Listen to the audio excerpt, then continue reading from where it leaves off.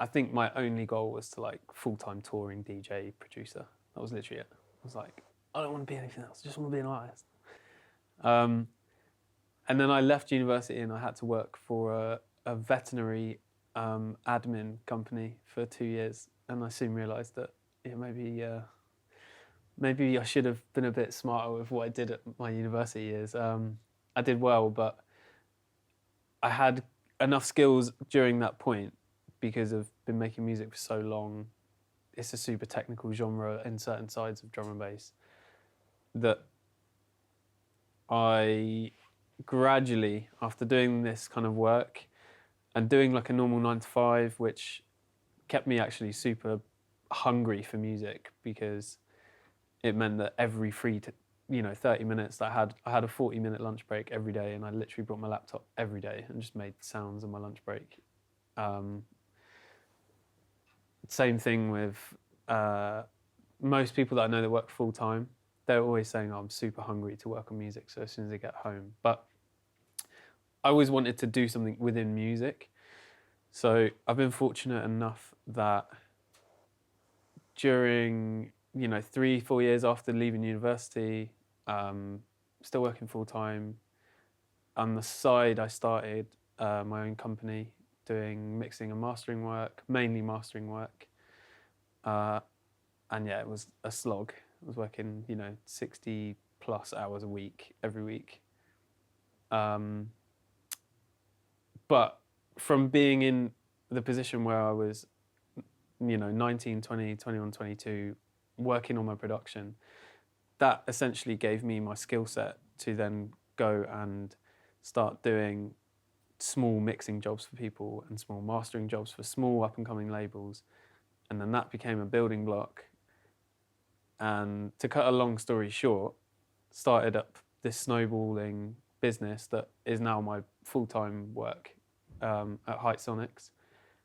And I've never been more creative and more passionate about music than I am now, because there's no burden on me I need 8 gigs a month, I need to sell X amount of records and all of this. I found that my music has become better. I'm not saying everyone needs to go down this path, because they don't. I know people that are stupidly successful full-time artists and they love it and they can do it. But for me, that necessarily was going to take me living back with my parents, like not having rent to pay and all of this. I'm from Weston-super-Mare, it's not the best place. So I think to kind of relate it to that topic is, as a musician, a producer, an artist, you will have certain skill sets that you learn along the way. And that could even be like from promoting as well. You learn how to work with certain people. You might get into more of a music direct focused job because of the skills that you and your mates have learned from putting on nights. But whatever skill set you learn within music, there is always an avenue to help you use that to basically take the financial burden off of living, essentially. And I find that for me in music, especially me and Alex spoke about this a week or so ago, having that burden taken off of you financially, I think is so critical for keeping creativity like authentic, what you want it to be, because you're not thinking, I need to make a huge tune in order to pay my rent and then get 10 gigs a month and do this and do that. But equally, you can use the same skill set that you make music with, but in a different avenue, to still make money and take burden off of your creative pressures, essentially. It's all transferable skills. Yeah. I should have said that. I got you. It's a long story with it, but I mean, we run, me and Jay from Ill Truth, we run a label now, and there's other things with that where it's a lot of work, but there's a lot of reward that comes from it, and we're still learning stuff. We only started the label last year, but the skills that we're learning through running the label are already now transferring into what I'm doing in my own business, and everything is like, if you're learning something within music, I guarantee you can apply it to 4, 5, 6 other skill sets, whether it's related to music or not. And I think that creative burden and the pressure of I need to write a banger, or I need to like make the best song I've ever written in my life, or I can't, be this full-time artist, is I think everyone's dream when they first get into music, and it's still an achievable dream, but it's worthwhile, like you said, being like looking at things around you, looking at what you can control, and being a full-time touring artist that plays 20 shows a month is something that you probably can't control. Yeah, you definitely. know? So really, it doesn't actually make any sense when people ask me, or how do I get gigs? How do I do this? And I think there's certain things you can do to make yourself visible. Like if you're a DJ, obviously be like doing mixes, radio, but really at the end of the day, it's really unfair. Like there'll be people that do nothing and then they'll just be really popular, and you can see it happen, but you got no control over that. And I think I started getting music around 2011, I think, and I was an agent for sort of 7-8 years. And artists would ask me, why do I not have this many gigs or this ever? And I think nowadays we're actually in a much better position because we've seen people set up their own labels, do mastering. We're in the kind of age of people doing Patreons and setting up their own memberships. Over COVID, artists were releasing their own dub packs where, they can directly access crowds, and, and they'll get, you can charge a premium for something exclusive. And I think it's been really interesting how people have noticed these things and got on top of them, and then it gives you more control. And the music industry now, a lot of major labels are trying to latch on to artists that already have established followings, and essentially the artists have more power and control than they've ever had before. There's no real barriers to you doing whatever you want. You could set up a Bandcamp tomorrow and start putting out content. It's not like a doom and gloom thing as well when I'm like, you can't be a full-time artist, because you can. It's more than, it's very achievable if you have, the work ethic to do it. I think there's validity to sorry man, but no, it's fine. To being more moderate as well with I suppose where you're setting your sights, because like you were saying about how much pressure it feels like, say if you were relying on writing music or getting gigs, that might be too much for some people, and that's all right.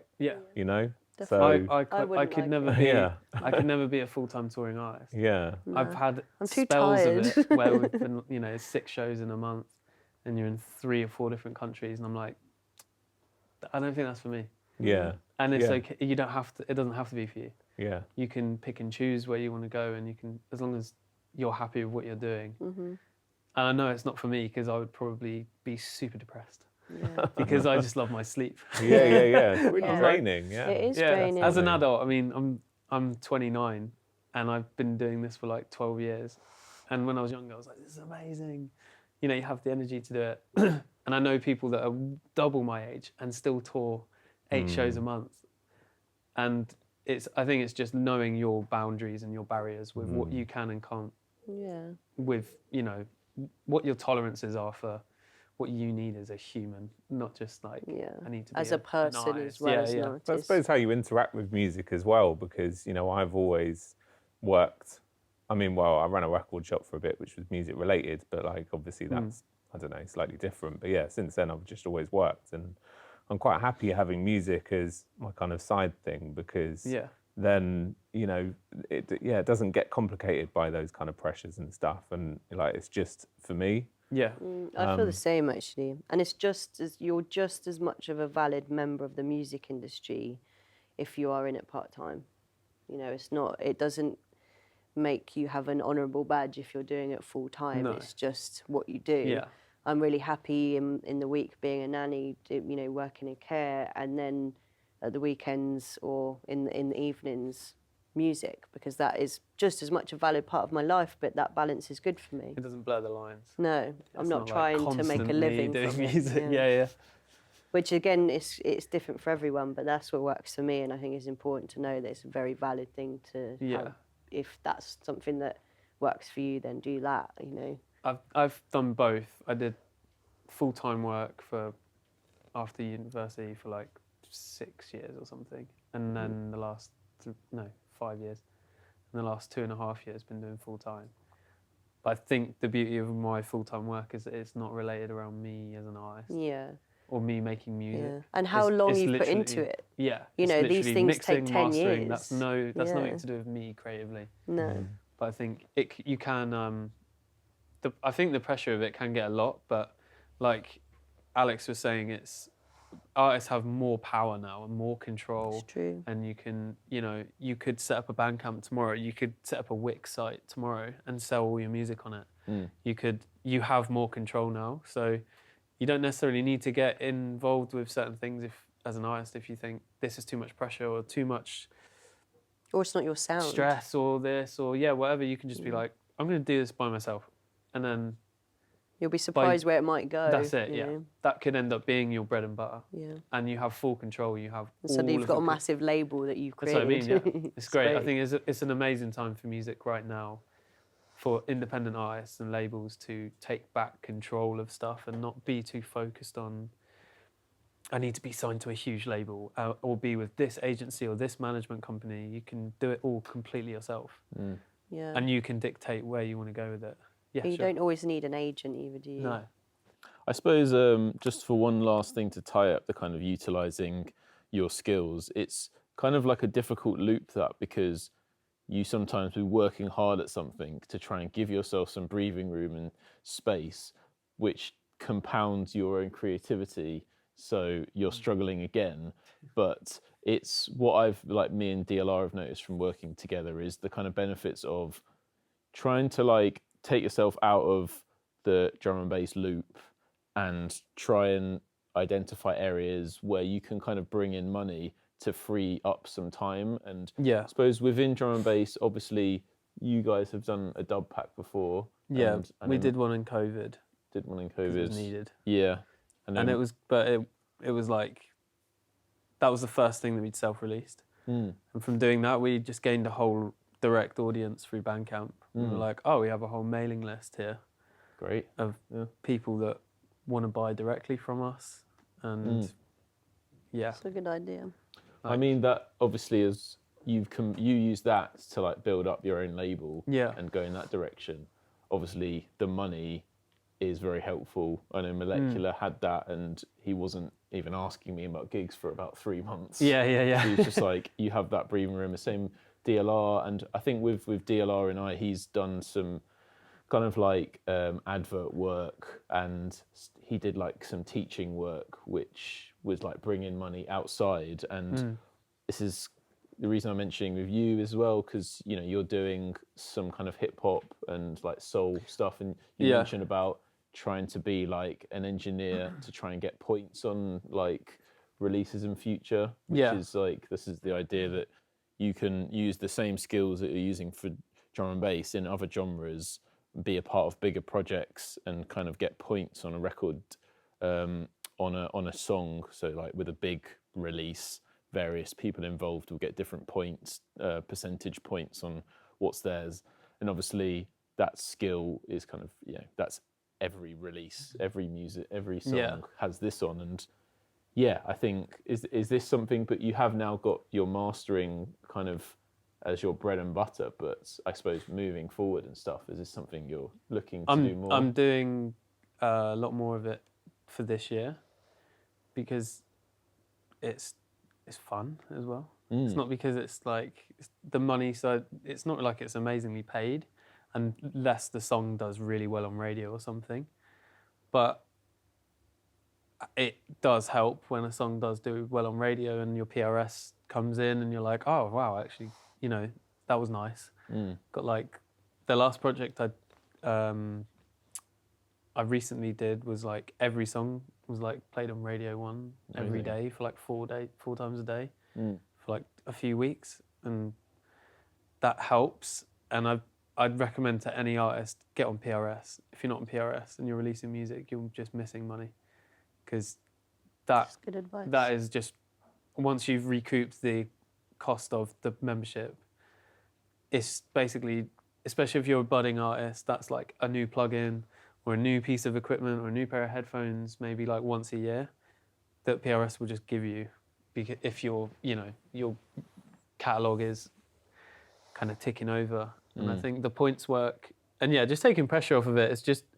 I'm not doing anything different that I am in drum and bass technically, but it's just applying it to a different skill set, like we sort of mentioned. Nice. Yeah, definitely taking the pressure off, kind of. Yeah. You know, as in, if you can look in different avenues, and like I was saying, with the internet nowadays, everyone's and the control that artists have, there's nothing really stopping you from looking at anything and being like, I can do that. Yeah, Try exactly. it for a bit. I can do that. And Who doesn't love disco? disco? I'm like, yeah, like disco and neo soul. It's way more fun than drum and bass now. Go Truth disco EP. Oh no, it's just me on the points. Oh yeah.